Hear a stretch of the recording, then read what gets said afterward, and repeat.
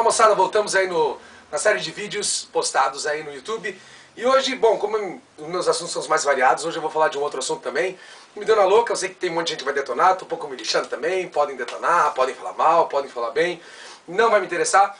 É só uma opinião sobre a aparição recente, há umas 2, 3 semanas atrás, no programa do Jô, de alguém que eu já tinha comentado aí e tal, né, que é um dos vlogueiros mais acessados aí e tal. Nada contra a pessoa, e como ele mesmo diz, é uma personagem que ele encarna tal, na hora de falar mal, e de como mesmo o Jô disse, né, parecer um velhinho neurastênico, coisa que parece que ele não entendeu muito bem e tal, mas o Jô fez questão de explicar, tá, pelo fato de estar sempre irritadiço.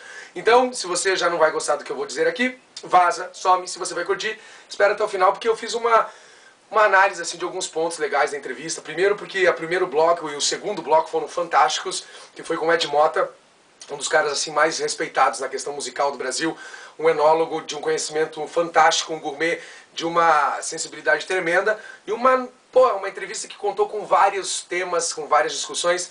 E aí depois veio então a entrevista do rapaz aí que não faz muito sentido. Cara, começou assim com o Jô falando, né, ele entrando e tal, e o Jô falando, pô, parece que o seu sucesso já no público, junto à plateia feminina, foi notório. E aí ele soltou um ai, ai, ai, ai, ai, que já começou a complicar a situação.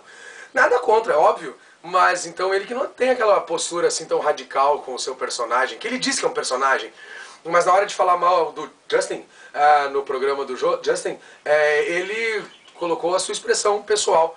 Na hora de falar mal do Crepúsculo, novamente, ele colocou a sua expressão pessoal. Então eu já não sei mais quem que era personagem, quem que era pessoa, eu não faço a menor ideia. E aí começaram a falar sobre vários assuntos, dos vlogs, dos vídeos e tal. Aí vieram os assuntos das bandas coloridas, vieram os assuntos... Banda colorida, tudo bem, bandas coloridas já foram no programa do Jô, a Sabrina já entrevistou o Justin, só que, meu amigo, nunca nenhum deles tomou um coquetel de fruta colorida, num copinho todo bonitinho. Não precisou tomate fazer música e cantar para deixar a pessoa tranquila porque estava nervosa, já que estava no programa do Jô. Oh, hello! Quer dizer que a postura do marketing das bandas coloridas não pode, mas tomar um coquetelzinho de fruta colorida pode? Ô meu velho, toma um uísque, toma um bourbon, toma um Jack Daniels, ou pelo menos toma a canequinha do Jô. Agora, o coquetel de frutas não teve assim muita relação com a postura do personagem. E começou o assunto assim, começou a entrevista com um assunto super legal, que foi uma abordagem a respeito de catapora, né, uma cicatriz que deixava essa lembrança, essa imagem e tal. Então bem interessante como começa o assunto. E aí aquela justificativa de que faz uma abordagem aos ídolos teen, não sei o que, tal. Mas enfim, toda uma abordagem, todo um assunto questionado que se contradiz a partir de algumas posturas ao longo dos outros vídeos e até mesmo da vida pessoal.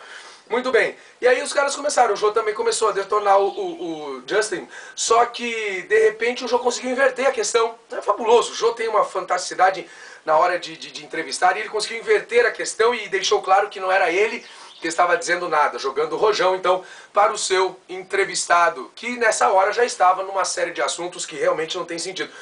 E aí começou uma história, uma biografia da sua vida radical. E ele usa muito um termo assim, desde muito cedo. Desde muito cedo ele era ator, mas eu nunca vi absolutamente nada, mas tudo bem. E aí ele dizendo que aos 14 anos fugiu de casa, mas desde muito cedo ele era ator. Ator do quê? Da peça O Menino Jesus e o Seu Nascimento em Belém, da escolinha lá não sei da onde? Tudo bem, eu não sou, mas eu nunca disse por aí que era também.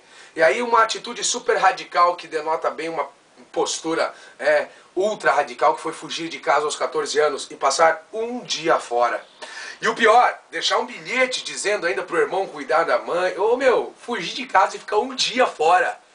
Um dia aos 14 anos, então foge, pega uma coisa meio Newcastle, pega uma coisa meio Dean Martin, faz aquela coisa meio on the road, coloca a mochila nas costas, ganha o mundo com 14 anos. Fugir pra ficar um dia, ficar na porta do Projac pedindo emprego, e aí usar uma historinha lá que os caras tentaram te converter e você voltou pra casa um dia. Desculpa, me desculpa, agora eu tenho que falar. E depois o pessoal fica dizendo que são as bandas coloridas que são rebeldes sem justa causa, que é não sei quem que é rebelde sem justa causa, que vampiro é não sei o que. Pera aí, tudo bem, os vampiros de hoje podem ser românticos, ao contrário do que eram os vampiros de Bram Stoker. Agora, que os rebeldes de hoje fogem e ficam mais que um dia fora de casa, isso é verdade. Essa sua fuga de um dia aí Putz, essa foi uma parte trash. E aí vem aquela coisa bem interessante também de dizer que já tinha trabalhado em lojas, tal, não sei o que. E aí vem uma coisa assim que ele lembrou o nome do termo quando ele falou mosquetão. Filho, mosquetão é um objeto, não é um termo. Ah, é um termo, é mosquetão. Termo usado para se referir a objetos que sejam o quê? Uma forma de presilha? Ou termo usado para se referir a um objeto usado pelos alpinistas? Meu, mosquetão é um objeto, não é um termo. Mas isso foi só para encher o saco mesmo, nem é tão pertinente assim.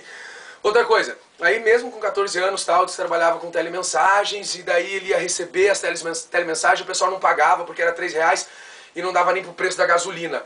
Ah, com 14 anos, gasolina, pra que você precisava de gasolina? Você ia do que? De bicicleta motorizada, patinete que usa gasolina? Eu acho que tem uma série de contradições aí, eu não sei, parece que não deu pra se identificar muito bem a personagem ou a figura mesmo.